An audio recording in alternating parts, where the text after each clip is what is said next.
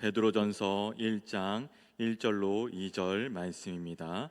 신약 376면에 있습니다. 베드로전서 1장 1절로 2절 말씀입니다.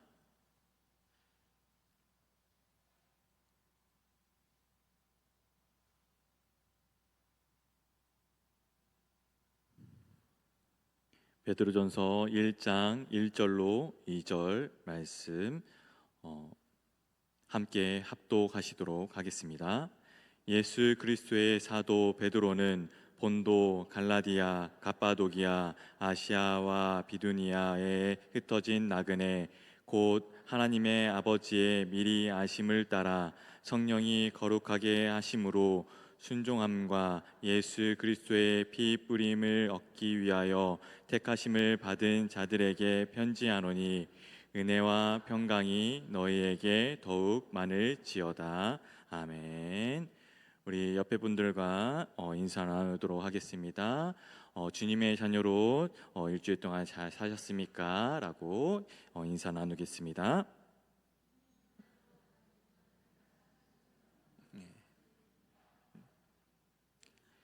주님의 자녀로 또 한 주간 잘 사셨습니까? 우리가 주님의 자녀라는 그 정체성이 우리에게 가장 중요하다고 생각합니다. 그래서 오늘은 이 정체성에 대해서 말씀드리고자 합니다. 오늘 우리가 함께 읽은 베드로전서는 주 60년대 초반 그리고 로마의 네로 황제가 다스리던 그 시절에 기록되었습니다. 사도 베드로는 당시 로마를 바벨론으로 부르며 이 편지를 썼는데 이는 그가 순교하기 불과 몇 년 전에 있었던 일이었습니다. 이 편지의 수신자들은 오늘 말씀에서 나와 있듯이 지금의 터키 북부와 서부 지역인 본도, 갈라디아, 그리고 갑바도기아, 아시아, 비두니아에 흩어져 있던 성도들에게 보내는 편지였습니다. 지도에서 보면 이 지역들은 동그랗게 순환하는 그런 구조로 되어 있으며 베드로는 이 편지가 여러 교회를 돌며 익히는 회람 서신이 되어서 모든 성도들에게 격려가 되길 바랐습니다. 그리고 당시 성도들이 처한 상황은 한마디로 나그네의 삶이었습니다. 그들은 단순히 고향을 떠나 이주민이었을 뿐만 아니라 그리스도인이라는 그 이유 하나만으로 사회에서 소외되고 이방인 취급을 받았습니다. 특히 주 64년경에 로마 대화재 사태 이후 네로 황제가 그 책임을 그리스도인들에게 뒤집어 씌우면서 박해의 불길은 로마를 넘어 전 제국으로 번져 나갔습니다. 이런 가운데 성도들은 일상 속에서 비방과 차별을 견뎌야 했습니다. 예수를 믿는다는 이유로 경제적인 불이익을 당했었고 그리고 음란하고 방탕한 그 세상 문화에 동조하지 않는다는 이유로 미움의 대상이 되었습니다. 마치 오늘날 우리가 세상의 가치관과 충돌하며 겪는 갈등과 비슷하다라고 할 수가 있습니다. 이런 불시험 같은 고난 가운데 있는 성도들에게 베드로는 이렇게 말하고 있습니다. 여러분, 비록 몸은 이 땅에서 정처 없는 나그네 같지만 여러분은 하늘 본향을 향해 나아가는 거룩한 나그네이며 삼위일체 하나님께서 온 힘을 다해 택하신 존귀한 족속입니다 라고 그렇게 말씀하고 있습니다. 사도 베드로는 고난 가운데 믿음의 경주를 포기하려는 이들에게 산 소망을 심어주기 위해서 이 편지를 썼습니다. 세상은 그들을 사회적 소수자라 부르며 박해했지만 하나님은 그들을 보배로운 백성이라고 그렇게 불러주셨습니다. 이 뜨거운 사랑의 편지 배경을 기억하며 말씀을 통해 우리 자신의 정체성을 다시 한번 확인하는 시간이 되셨으면 좋겠습니다. 우리는 살아가면서 신앙생활을 열심히 하면서도 정작 내가 누구인지 잊어버릴 때가 있습니다. 인생에서 가장 중요한 질문은 내가 무엇을 하느냐보다 내가 누구냐 하는 정체성에 관한 질문입니다. 심리학자 제임스 마르시아는 사람의 정체성을 네 가지로 나누었는데 그 중에 우리나라 사람들의 74%가 주어진 정체성에 머물러 있다라는 통계가 있습니다. 이게 무슨 뜻일까요? 내가 고민하고 결단해서 얻은 정체성이 아니라 부모님이 믿으니까 혹은 남들이 그렇게 말하니까 환경에 따라 그냥 주어진 대로 열심히만 하는 상태를 말합니다. 하지만 여러분, 이런 주어진 정체성은 평소엔 괜찮아 보여도 위기가 오면 맥없이 흔들립니다.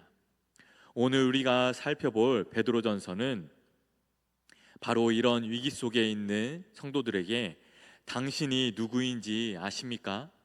라고 물었을 때 정체성의 교과서와 같은 대답을 알려주는 책이기도 합니다. 당시 소아시아 성도들은 로마 네로 황제의 대박해 가운데 있었습니다. 사회적으로는 비방과 차별을 당하고 경제적으로는 불이익을 겪으며 마치 정처 없이 떠도는 그런 나그네처럼 살아갔습니다. 예수님을 믿는다는 사실 하나만으로 어느 그룹에도 속할 수 없는 입장이었습니다. 이런 절망적인 상황에 처한 그들에게 베드로 사도는 편지의 첫머리부터 아주 놀라운 두 가지 정체성을 말해주고 있습니다. 베드로 사도가 우리에게 주는 첫 번째 정체성은 2절에서 말하는 택하심을 받은 자들입니다. 성도 여러분, 택함을 받았다는 말 얼마나 우리의 가슴을 뛰게 하는 말인지 모릅니다. 그런데 우리는 이 말을 너무 당연하게 혹은 너무 개인적으로만 생각할 때가 많이 있습니다. 구약에서 하나님께서는 이스라엘 백성을 택하실 때 뭐라고 하셨을까요? 신명기 7장 6절 말씀을 보면 너는 여호와 내 하나님의 성민이라 내 하나님 여호와께서 지상 만민 중에서 너를 자기의 백성의 기업의 백성으로 택하셨나니라고 그렇게 말하고 있습니다. 그리고 출애굽기 19장에서도 하나님은 이스라엘을 제사장의 나라로 삼으셨다라고 그렇게 택하셨다라고 말씀하고 있습니다. 즉 하나님은 우리를 택하신 이유는 단순히 우리끼리 잘 살라라고 그렇게 하신 것이 아니라 우리를 통해 아직 하나님을 모르는 세상을 구원하시려는 공동체적 그런 목적이 있습니다. 이 공동체적인 목적을 잃어버리면 기독교는 자기 복만 비는 이기적인 종교로 전락할 뿐입니다. 그런데 이 택하심이 얼마나 놀라운 하나님의 역사 가운데 있는지 우리는 꼭 기억해야 합니다. 베드로 사도는 우리를 택하신 분이 바로 삼위일체 하나님이라고 그렇게 말씀하고 있습니다. 성부와 하나님이 미리 아심을 따라 우리를 계획하셨고 성령 하나님의 거룩하게 하심으로 우리를 변화시키셨으며 예수 그리스도의 핏부림을 통해 우리와 영원한 언약을 맺으셨다라고 그렇게 오늘 말씀은 말씀하고 있습니다. 여러분, 시편 139편을 보면 하나님께서 우리를 모태에서 정성스럽게 만드셨다라고 그렇게 고백하고 있습니다. 우리가 태어나기도 전, 아니 세상이 만들어지기도 전부터 하느님 마음속에 우리가 있었다는 사실입니다.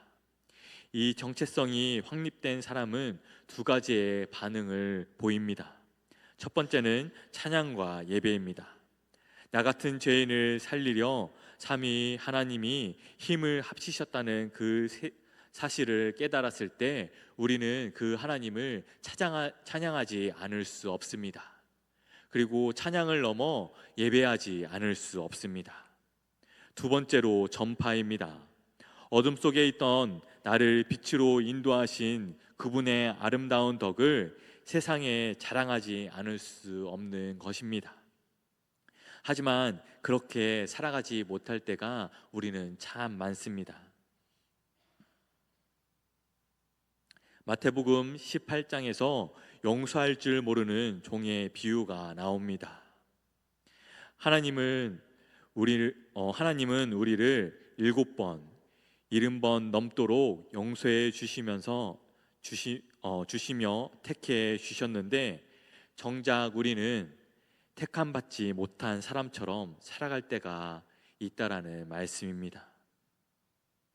우리는 나는 하나님의 존귀한 택감을 받은 자라는 이 영적 정체성을 다시 한번 굳게 붙드셨으면 좋겠습니다. 두 번째로 베드로 사도는 성도를 1절에서 흩어진 나그네, 즉 임시 체류자라고 그렇게 부르고 있습니다. 첫 번째 정체성이 하나님과의 관계에서 오는 영적 정체성이라면, 두 번째 정체성은 세상과의 관계에서 나오는 사회적 정체성입니다. 나그네라는 이 말은 헬라어로 파레피데모스인데, 이는 잠시 머물다 갈 여행자나 유학생이라는 뜻을 가지고 있습니다. 베드로 사도가 이 편지를 쓸 당시 성도들은 고향을 떠나 낯선 땅 소아시아에 흩어져 있었습니다. 그들은 유대인들에게 배척을 당하고 로마 사회에서도 이상한 사람들 취급을 받으며 비방을 당하고 있었습니다.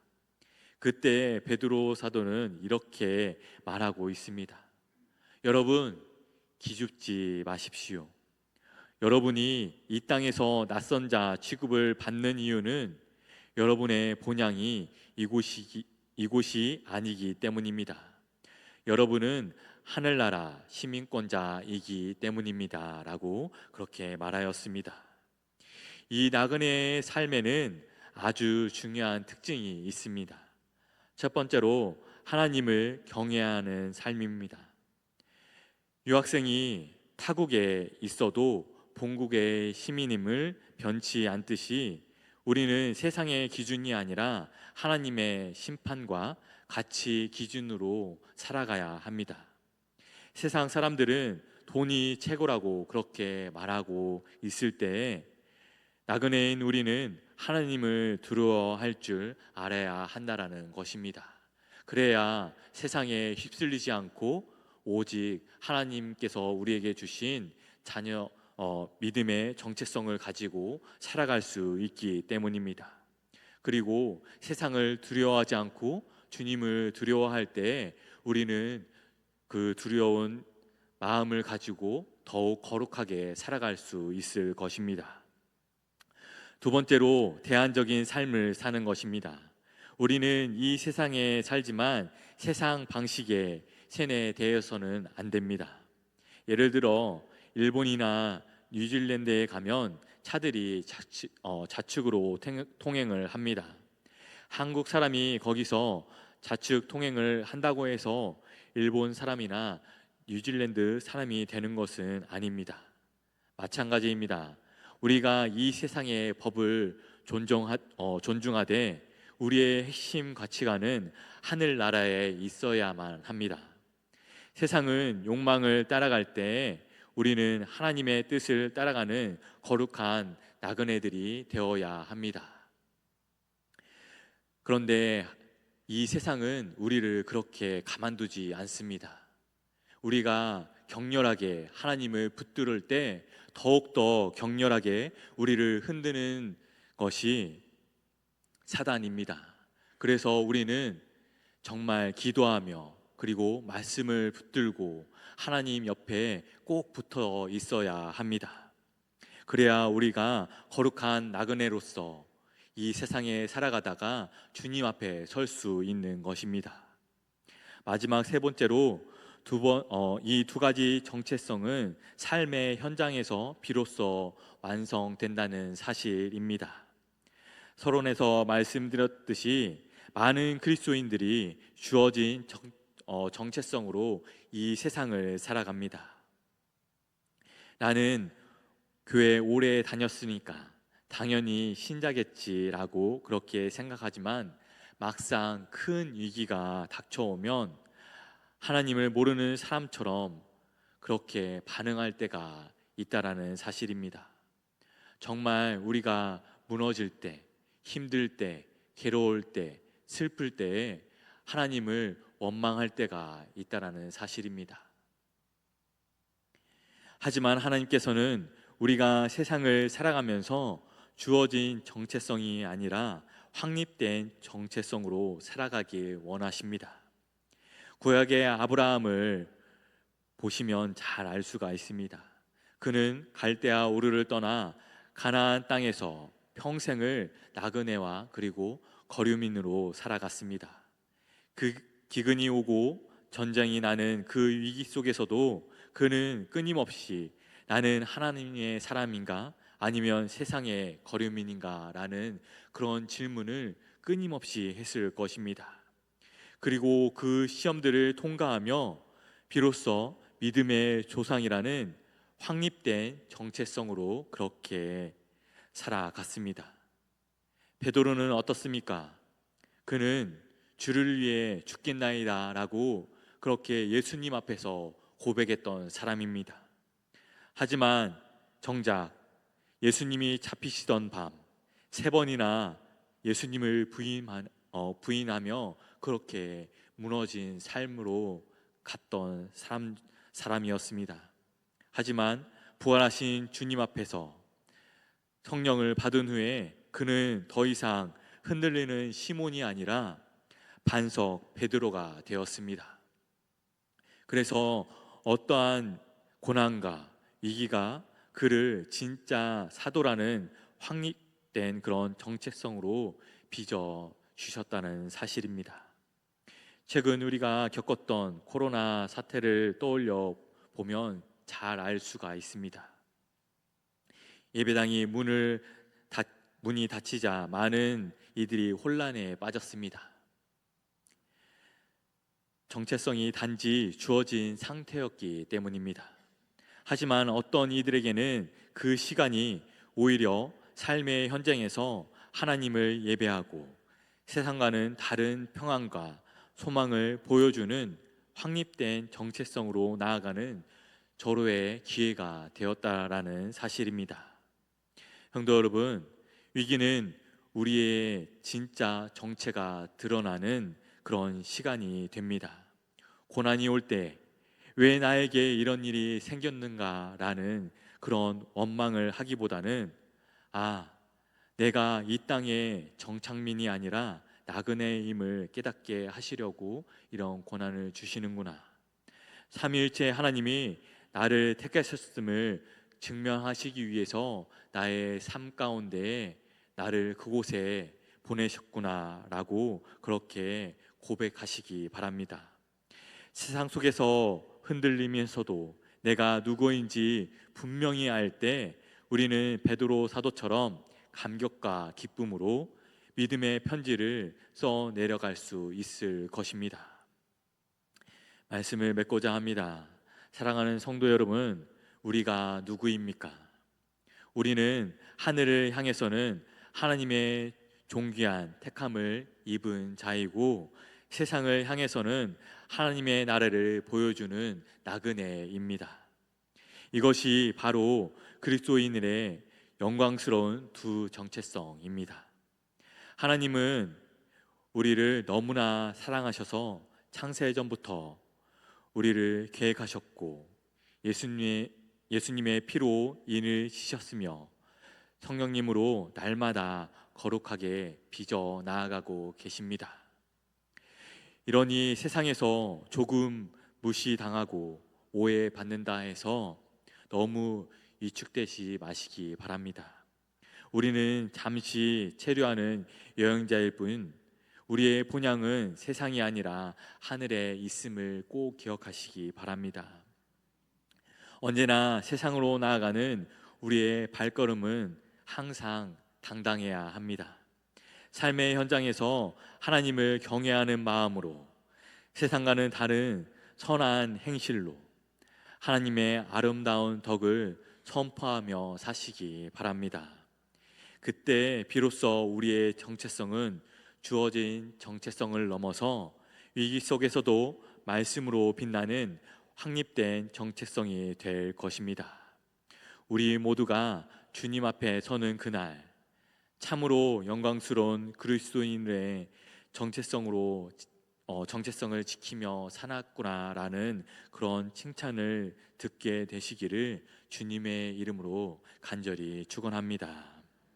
오늘 말씀을 기억하시면서 합심하여 기도하길 원합니다. 첫 번째로 주어진 정체성을 넘어 확립된 정체성으로 나아가게 하여 주옵소서라고, 두 번째로 삼위일체 하나님이 택하신 제사장의 나라의 사명을 잘 감당하게 하여 주옵소서라고, 세상 속에서 거룩한 나그네이자 대안적인 삶을 사는 주님의 거룩한 자녀가 되게 하여 주옵소서라고, 우리 주여 한번 부르시고 기도하시도록 하겠습니다. 주여,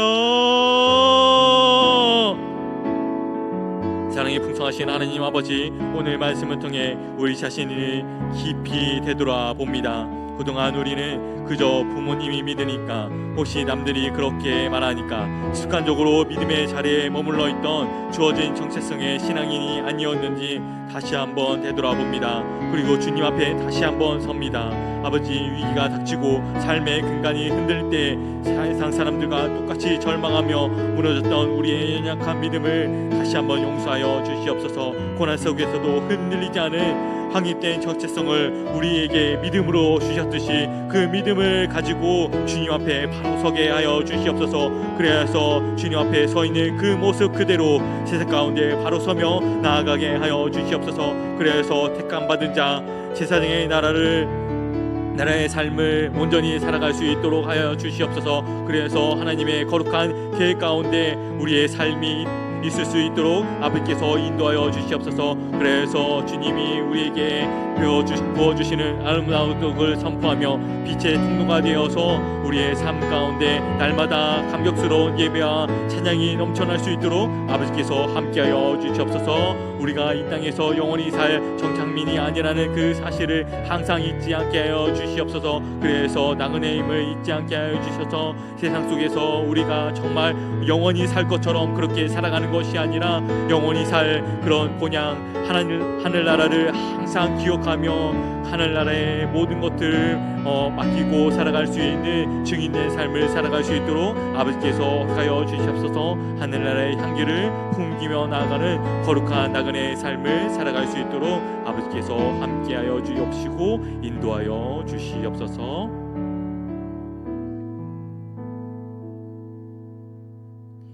지금도 살아 역사하시는 하나님 아버지, 오후 예배 자리 가운데 우리의 정체성을 다시 한번 말씀 앞에 비춰보게 하여 주신 감사합니다. 우리는 세상에서 소외된 자 같으나 사실은 성부 하나님의 미리 아심을 입은 자예요. 그리고 죄로 더럽힌 자 같으나 성령님의 거룩하게 하심으로 구별된 자이며 죽어 마땅한 죄인이었으나 예수 그리스도의 피 뿌림으로 영원한 언약을 맺은 존귀한 자들임을 항상 기억하게 하여 주옵소서.